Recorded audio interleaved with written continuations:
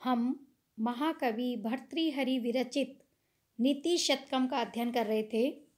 नीति शतकम के 40 पद्यों तक का वर्णन हमने पूर्व वीडियो में कर दिया था। आज हम 41 से लेकर 44 तक के पद्यों का अध्ययन करेंगे।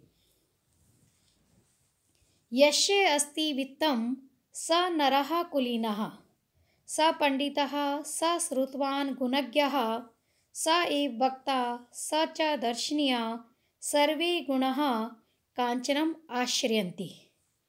जैसा कि पूर्व वीडियो में हमने अध्ययन किया कि कवि बतलाते हैं कि संसार में धन ही श्रेष्ठ है और व्यक्ति के पास गुण हो या ना हो, किंतु यदि धन है तो समाज उसका आदर करता है, उसका सम्मान करता है, उसकी पूजा अर्चना करता है। यानी धन से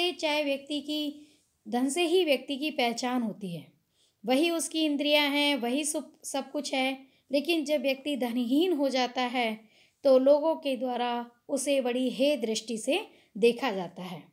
तो धन की ही महत्ता का वर्णन यहाँ इस पद्य में भी किया गया है और कहा गया है कि यस्य वित्तम अस्ति, जिस मनुष्य के पास धन है, अर्थ है, लक्ष्मी है, स नरः कुलीनः, वही मनुष्य उच्च कुल में जन्म लिया हुआ माना जाता है। यानी ब्राह्मण, क्षत्रिय, वैश्य, शूद्र आदि वर्णों में जन्म से कोई फर्क नहीं पड़ता है। यदि उसके पास धन है तो उसकी कुलीनता को समझा जाता है। यानी उसने किसी भी कुल में जन्म लिया हो, लेकिन यदि उसके पास बहुत धन है, वैभव है, तो उसे उच्च कुल में जन्म लिया हुआ माना जाता है। स पंडितः, वही मनुष्य विद्वान समझा जाता है, सद असद के ज्ञान से युक्त माना जाता है, उसी को सच्चाई की अच्छाई की पहचान है ऐसा माना जाता है। स श्रुतवान, और वही वेद शास्त्रों का ज्ञाता माना जाता है। कि जिसके पास धन है ये माना जाता है कि यही वेदों को जानने वाला है, इसको वेद शास्त्र इत्यादि का ज्ञान है। गुणज्ञः, वही व्यक्ति जिसके पास धन है गुणग्राही समझा जाता है, अर्थात वही दया, दाक्षिण्य, उदारता इत्यादि सभी गुणों को जानने वाला है, उनको ग्रहण करने वाला है, ऐसा माना जाता है। स एव वक्ता, और वही श्रेष्ठ बोलने वाला है, अर्थात जिसके पास धन है उसी को वाक् चातुर्य से युक्त श्रेष्ठ वक्ता समझा जाता है। स च दर्शनीय, और वही देखने योग्य होता है, अर्थात जिसके पास धन है, संपत्ति है, वैभव है, लोग उसे बड़े उत्साह के साथ देखते हैं और वही देखने योग्य माना जाता है।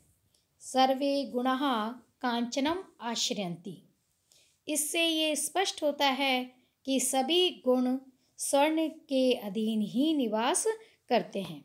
अर्थात मूलतः कहने का भाव यही है कि आज के इस युग में, कलयुग में, जिसके पास धन संपदा है वही व्यक्ति कुलीन, पंडित, श्रुतवान, गुणज्ञ, वक्ता और दर्शनीय माना जाता है, क्योंकि सभी गुणों का निवास स्थल स्वर्ण को अर्थात धन संपदा को माना गया है। इसलिए जिसके पास धन है वही समस्त गुणों की खान है ऐसा माना जाता है। आगे, दोर्मंत्र्यात् नृपति विनिश्यति, यति ही संगात् सुतो लालनात्, विप्रो अनध्यनात्, कुलम कुतन्यात्, शीलम खलोपुस्नात्, ह्री मद्यात्, अन्वेक्षणात् अपि कृषिः, स्नेह प्रवासाश्रयात्, मित्री च अप्रणयात्, समृद्धि अन्यात्, त्यागात्, प्रमादात् धनम। इस पद्य के अंतर्गत भर्तृहरि जी ने किसके सन्निधान से किसका विनाश हो जाता है इसका वर्णन किया है। यथा दोर्मंत्रात् दोर्मंत्र्यात् नृपति विनिश्यति, अर्थात दुर्मंत्रणा से, कुपरामर्श से, अनुचित सलाह से राजा विनिश्यति विनाश को प्राप्त हो जाता है। अर्थात यदि कोई मंत्री किसी राजा को सद परामर्श न प्रदान करके अनुचित सलाह देता है तो ऐसे में वह राजा और उसका राज्य नष्ट हो जाता है। यति ही संगात, और कोई ऋषि मुनि यदि है तो वह यदि आसक्ति में लिप्त हो जाता है तो वह विनाश को प्राप्त हो जाता है। सुतो लालनात्, पुत्र अत्यधिक लाड़ प्यार से विनश्यति, विनाश को प्राप्त हो जाते हैं। इसलिए पुत्र को, अपनी संतान को अधिक लाड़ प्यार नहीं करना चाहिए। आवश्यकता के अनुरूप उन्हें डांटना भी चाहिए, उन्हें अनुशासित रखना चाहिए। विप्रो अनध्यनात्, अनध्यनात् अर्थात अध्ययन न करने से विप्रो ब्राह्मण विनिश्यति, विनाश को प्राप्त हो जाता है। क्योंकि ब्राह्मण का मुख्य दायित्व अध्ययन और अध्यापन है, तो यदि वह स्वाध्याय नहीं करेगा, यदि वह अध्ययन नहीं करेगा तो वह विनाश को प्राप्त हो जाएगा। कुलम, कुल, कुतनयात्, कुपुत्र से विनाश को प्राप्त हो जाता है। यदि किसी वंश में अच्छा पुत्र जन्म नहीं लेता है, वह गलत संगति में पड़ जाता है, तो ऐसे कुपुत्र से वह वंश विनाश को प्राप्त हो जाता है। शीलम खलोपसनात्, अर्थात दुर्जन व्यक्ति की संगति से शीलम सत्य स्वभाव विनिश्यति, विनिष्ट हो जाता है। तो इसलिए कदापि दुर्जन व्यक्ति की संगति में नहीं रहना चाहिए। ह्री मद्यात् अन्वेक्षणात् अपि कृषिः, मद्यात् मादक द्रव्य के सेवन से, मदिरा आदि के पान से ह्री लज्जा विनिष्ट हो जाती है। इसलिए कभी भी मादक द्रव्यों का सेवन नहीं करना चाहिए। अन्वेक्षणात् अपि अर्थात उचित देखभाल न करने से कृषि ही, खेती नष्ट हो जाती है। अर्थात खेत पर समय समय पर बीजारोपण करने के बाद यदि उसकी समय पर गुड़ाई, सिंचाई इत्यादि नहीं की जाए तो वह खेती विनाश को प्राप्त हो जाती है, उचित फल नहीं देती है। स्नेह प्रवास आश्रयात्, स्नेह प्रेम प्रवास आश्रयात् विदेश में रहने से विनिष्ट हो जाता है। मैत्री च अप्रणयात्, और मित्रता प्रेम न होने पर नष्ट हो जाती है। समृद्धि संपत्ति अनयात्, अन्याय से, त्यागात् त्याग से, और प्रमादात् प्रमाद से नष्ट, समृद्धि अन्याय से नष्ट हो जाती है और धन प्रमाद व त्याग से नष्ट हो जाता है। अर्थात कहने का भाव यही है कि मनुष्य इस प्रकार के यदि विकारों से युक्त रहता है तो उसकी इस प्रकार की दुर्दशा हो जाती है। इसलिए मनुष्य को सावधानी पूर्वक, नीति पूर्वक, महापुरुषों के अनुसार बताए गए मार्ग का पालन करते हुए जीवन यापन करना चाहिए। दानम भोगो नाशस्तिस्रा गत्यः भवन्ति वित्तस्य, यो न ददाति न भुंक्ते तस्य तृतीया गतिर्भवति। इस पद्य के अंतर्गत महाकवि भर्तृहरि जी के द्वारा धन की 3 गतियों का वर्णन किया गया है कि धन की 3 स्थिति होती है। दानम भोगो नाशस्तिस्रः गत्या भवन्ति वित्तस्य, अर्थात वित्तस्य धन की, दानम दान, भोगो भोग, नाशः और विनाश, तिस्रः गत्या भवन्ति, ये 3 स्थितियाँ होती है। यो न ददाति, जो धन को का दान नहीं करता है, न भुंक्ते, और ना ही उस धन का स्वयं उपभोग करता है, तस्य, उस व्यक्ति के धन की तृतीया गतिर्भवति, तीसरी गति होती है। अर्थात उस व्यक्ति का धन विनिष्ट हो जाता है। कहने का भाव यह है कि धन की प्राय 3 ही गति होती है, या तो धन का दान किया जाता है, या उसे भौतिक साधनों के माध्यम से उपभोग में लिया जाता है, या फिर वह विनाश को प्राप्त होता है। तो जो उत्तम गति धन की दान बतलाई गई है, तो जो मनुष्य धन का दान भी नहीं करता है, ना श्रम उपभोग में लेता है, कृपण प्रवृत्ति को अपनाता है, तो ऐसे उस व्यक्ति के धन की तीसरी ही स्थिति होती है। ऐसे उस व्यक्ति का धन विनाश को ही प्राप्त होता है। इसलिए सदैव धन का या तो दान किया जाना चाहिए और कुछ शेष धन का अपने उपभोग में लिया जाना चाहिए।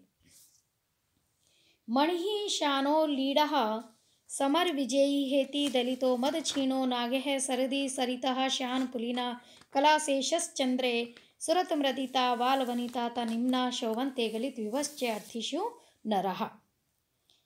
यहाँ कवि वर्णन करते हुए कहते हैं कि कुछ वस्तुएं संसार में ऐसी हैं जो कि निर्धनता पर या क्षीण होने पर ही शोभा को प्राप्त करती हैं। उन्हीं का वर्णन यहाँ पर कवि के द्वारा किया जा रहा है।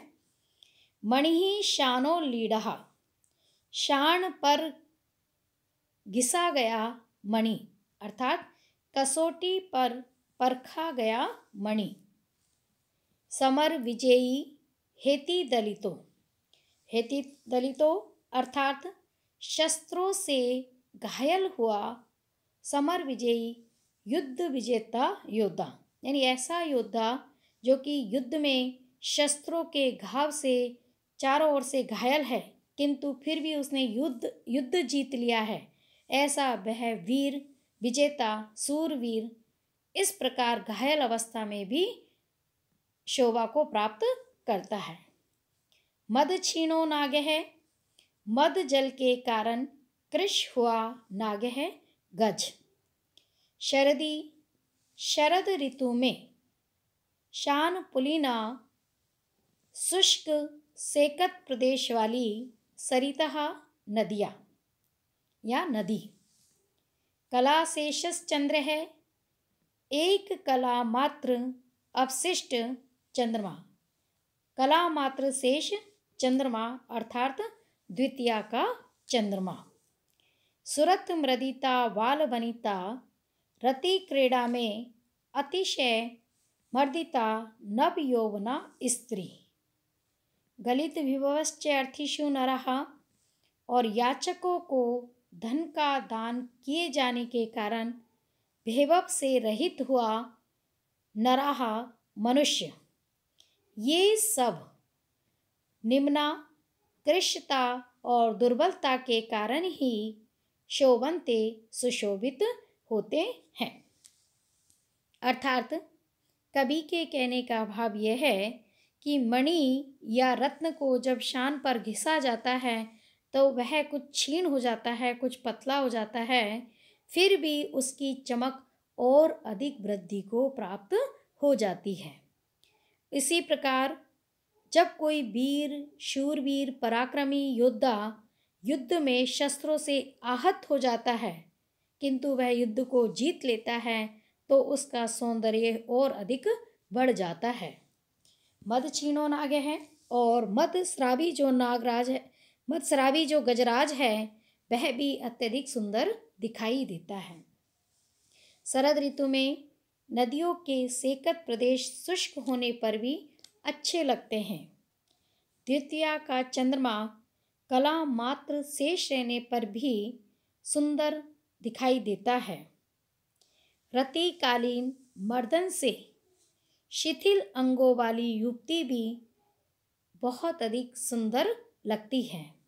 और उसी प्रकार ऐसा धनवान व्यक्ति, ऐसा वह धनाढ्य व्यक्ति जिसका कि धन याचकों को निरंतर दान दिए जाने के कारण क्षीण हो गया है, नष्ट हो गया है, और आज वह निर्धन है, फिर भी उसकी इस दानशीलता के कारण वह व्यक्ति और अधिक सौंदर्य को और अधिक यश को प्राप्त होता है।